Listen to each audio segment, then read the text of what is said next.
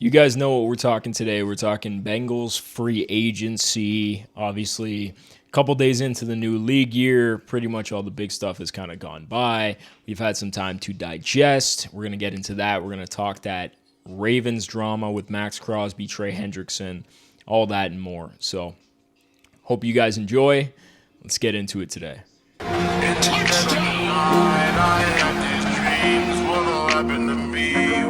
Burn out.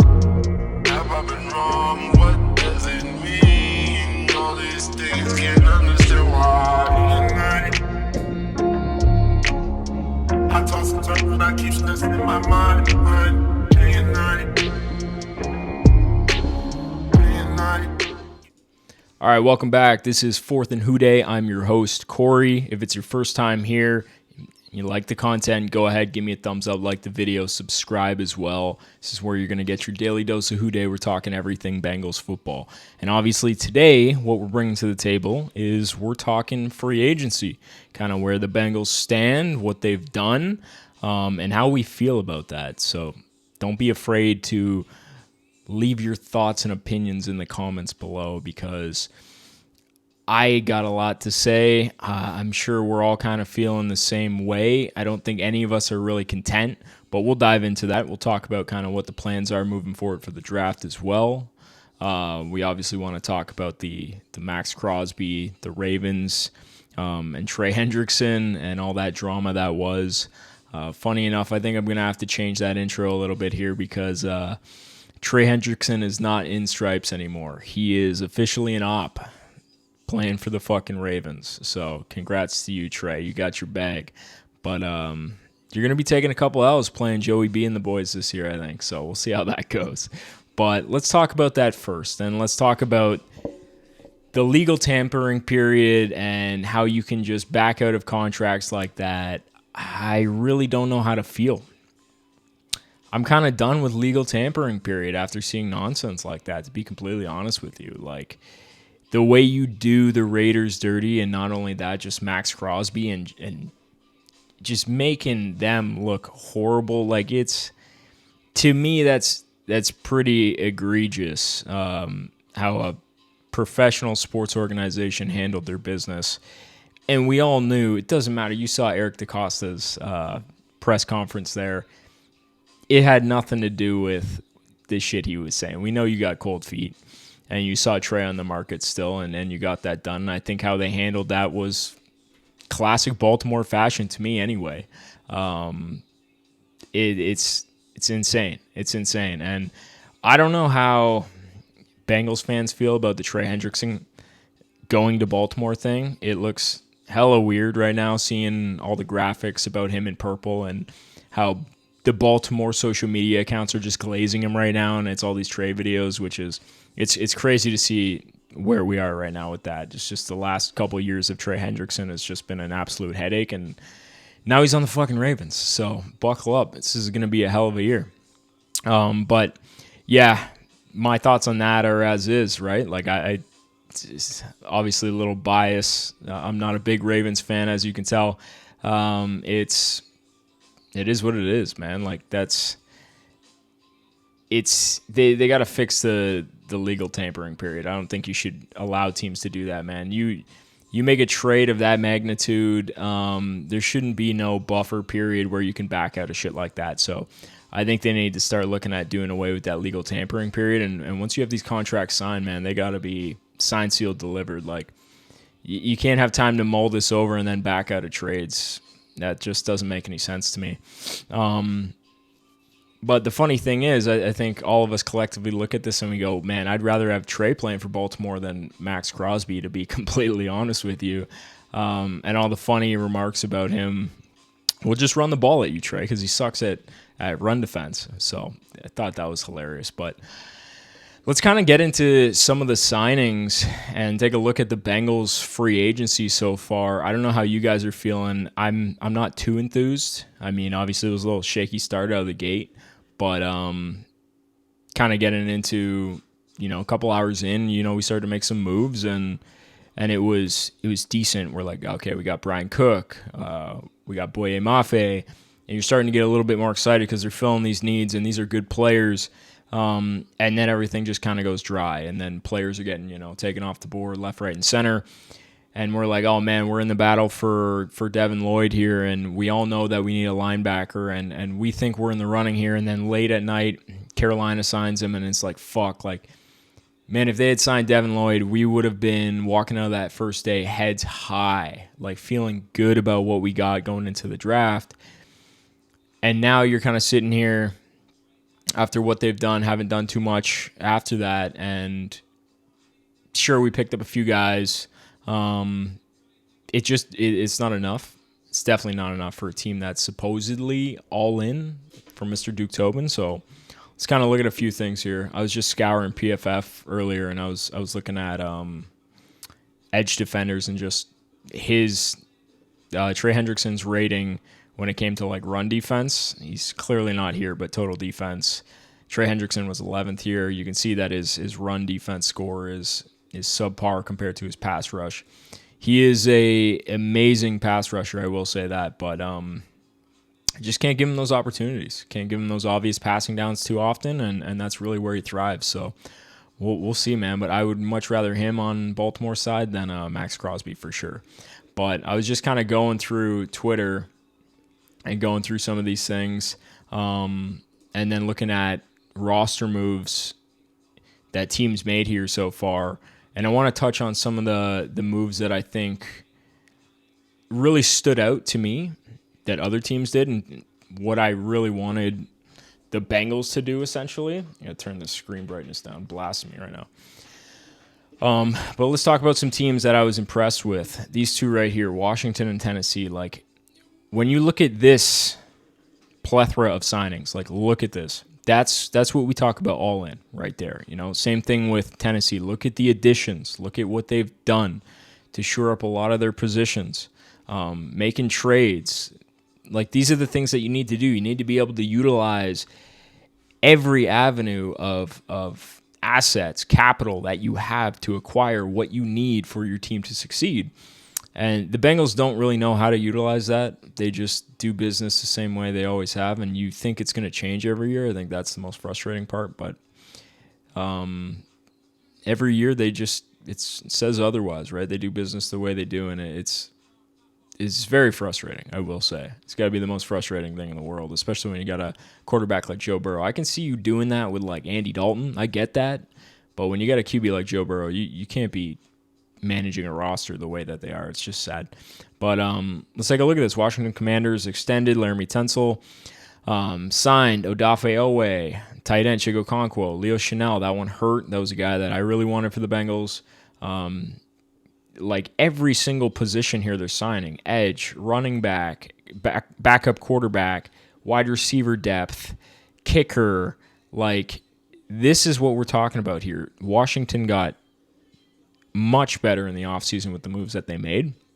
And obviously, I'm not saying all these players are standout by any means. I get that. I'd rather have the best or better players than just a shit ton of signings.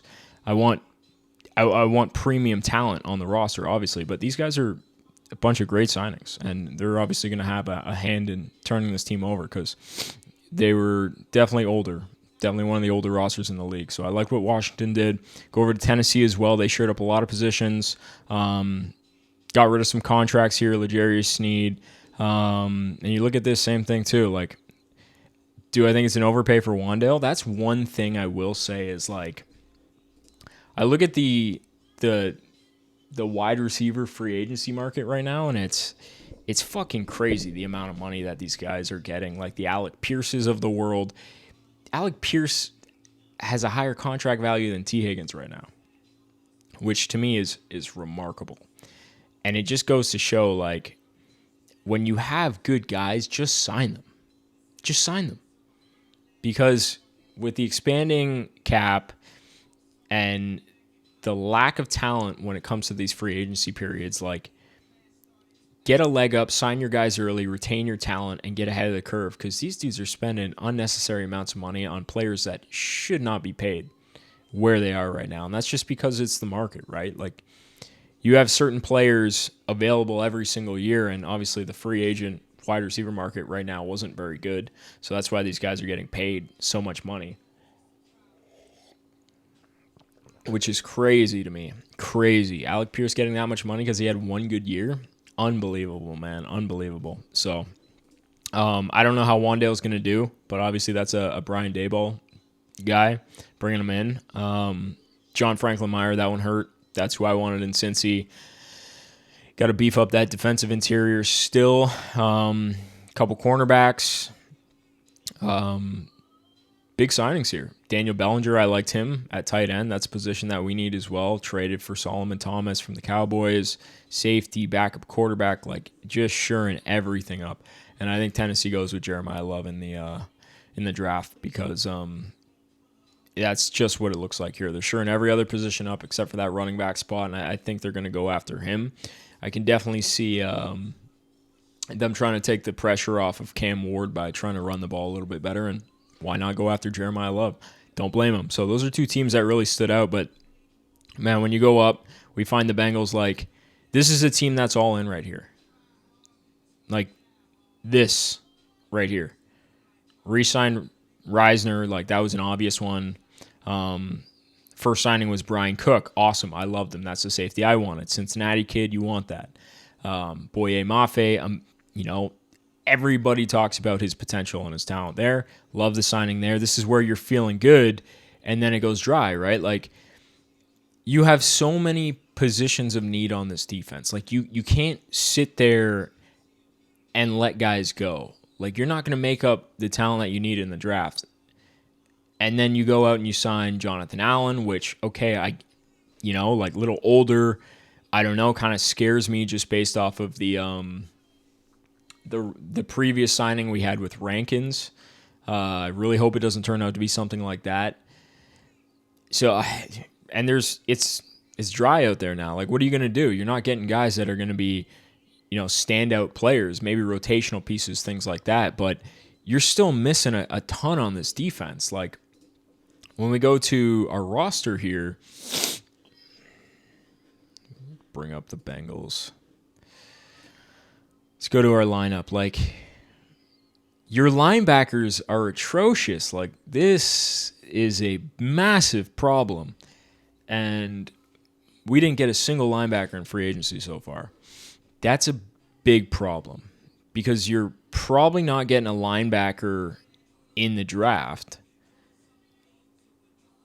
So you're going to bring in another second, third rounder to play linebacker? Like, that's not going to do anything for us. We're going to be in the same position. So, like, what do we do from here to shore up that linebacker spot? Because if we go up to the list here and we look at who's available at the linebacker position, like Bobby Wagner, Jermaine Pratt, yeah, right. Matt Milano, like these aren't guys that are going to come in and make a difference. You needed somebody that would stand out at the linebacker position, and it's scary season right now. You're going to need these guys to take a massive step. I'm not really sure what their plan is, but I don't know. It's going to be interesting to see. Like, the only thing I can think of is if, we land someone like Sonny Styles. I wasn't even sharing the screen there. My bad. So let me bring that back up. So we go back to the linebacker position here. Just to give you guys like a breakdown. Like, these are the guys that are like Bobby Wagner, Matt Milano. Like, it's not happening with these guys. They're not going to be able to give you the production that you need. So, like I was saying, like it's Sonny Styles if he falls, but based off of what he did in the combine, I don't expect him to be there at pick 10 for the Bengals. So, I mean, we'll see what these guys do. They're going to have to pull something out of their ass to get linebacker play. But it's frustrating. Like, we go back and we take a look at this lineup. This is a huge problem. Obviously, you got Cook in here with Battle now, which is great. And then we look at this defensive line. I still think there's massive questions here when it comes to the defensive line. Like, sure, you got Boye Mafe and you brought in Allen, but that's not enough for a defensive line that was putrid last year. Like, we need game changers. And, there's been multiple people talking about why don't you go out and trade for a Jalen Carter, which, dude, in a fucking heartbeat, I would do that. And I would give up pick 10 for that for sure. But that the Bengals aren't going to do that, and that's kind of the problem. It's the headache of, like, they're not going to make big splashes and utilize their currency whichever which way to win. Like, I just don't see it, man. And that's what's frustrating. When you have these opportunities, you got to seek them out and you got to do that stuff. But this roster is, I'm not massively impressed with what it's looking like at this moment. And then I think the thing that scares me is, like, we go into the draft, and my biggest fear is them taking Peter Woods at pick 10. And I'm like that would be such a Cincinnati pick because they go after need instead of best player available. But as far as I'm concerned, I've looked at the draft board. There should be a premium defensive player there. I really hope Ruben Bain falls. I would love him on this defense. Ruben Bain, any of these guys, Sonny Styles falls. Be interesting to see where Caleb Downs goes as well. He's another one. Like, all of these guys I want on the Bengals, and they better not go for need and draft like a Peter Woods. Like, we need some kind of breakthrough draft this year where you have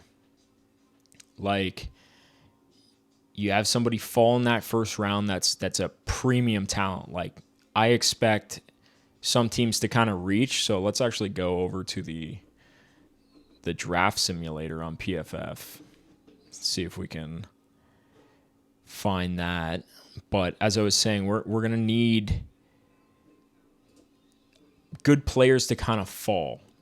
Now, because we're early in that second round, you're hoping these guys like Caleb Banks, like, where you're getting the bad news comes out, like, some of these guys can fall and you can snag someone that can be a pivotal piece for you in that second round, and that's kind of what the Bengals need this year. They need things to break their way. I feel like the last few years they haven't had things break their way. So let's go to the mock draft simulator and let's kind of see what happens here. So I'm going to be the Bengals. Let's just see what happens here through this. Okay, so if this falls the way it does, you get Mendoza at 1, Ruben Bain at 2. I don't really see that happening. I think that's going to be Arvell Reese. You got Jeremiah Love to the Cardinals. That doesn't look like it's happening now, just based off of what they've done in free agency. Tyler Algier, James Conner. I mean, they could, but they also have Trey Benson as well. Sonny Styles. I don't think he goes there. I think maybe he goes to the Giants. Caleb Downs could go there. David Bailey inside. I don't think that's gonna be who the Saints go with. But you're hoping, like, some of these tackles, like, I think Moaga might potentially go to the Cardinals. These tackles are big telltales for what happens for the Bengals, because right now, if I'm looking at this board, I don't like this at all. I do not like this at all, because these are the offensive players, like the tackles. You need them to go in so that you have a shot at guys like Caleb Downs, Sonny Styles, Ruben Bain, these guys, right? So I'm looking at this and I'm like, shit, this is a bad spot. If I was in this position, who am I going to take? Like, I'm not taking a tackle. I'm not taking Thinnaman here. This is a spot where I want to move back. So I'm really hoping that it doesn't fall this way, because that would suck. We need these tackles to go in there somewhere. The Browns, I don't know, they need a tackle. And the Cardinals, these are two big ones. Then, yeah, you want, like, Washington, the Saints. You want some of these teams to take some offensive guys as well, because that's ugly if it falls to Bengals like that. Like, ugh. But that's kind of the struggle that's going on there. But I really hope they're not reaching for someone like Peter Woods. It's gonna be frustrating. But yeah, I'm not satisfied. I don't know about you guys, but that's not enough. I'm a little worried about our plan here moving forward. Duke's talking about, a team being all in. That's clearly not a team that was all in. They didn't go out there. They didn't sign the guys that they needed. Shored up a couple spots, but kind of is what it is, right? So, like, what's the question moving forward? How would you approach attacking this roster? And I think the big thing is, like, it's trades. You got to look at who you can trade for, you know? Some of these teams might have guys they don't want to pay in the future. Like, Jalen Carter is the pipe dream right now. I wish they could go out and they could do something. You get a guy like Jalen Carter, that's an immediate game changer for that defense. Immediate game changer. You slot him in the middle, man, everybody else has an easier day. Everybody else. We're talking Boye Mafe, he's got it easier. Shamar Stewart's got it easier. Miles Murphy, like all these guys, man. It makes it easier for the linebackers, makes it easier for the secondary. You slot a guy like Jalen Carter, man, in a heartbeat, I'd give up that pick 10, and I'd be calling for sure to get that done. So, and I start looking at other trades too, because that linebacker position is going to be rough, but I am not satisfied. I'm sure you guys aren't either. But leave your comments down below. I'm hoping we can do something here, because I'm not happy going into the draft with this so far. Give me your thoughts on what you think the Bengals need to do here down this stretch to either trade for somebody, what their draft plan is, and we'll get into more of the draft stuff once we get closer to the draft as well. But I appreciate you guys tuning in. If you like the content, subscribe, like the video. I appreciate it. But until next time, Whodey.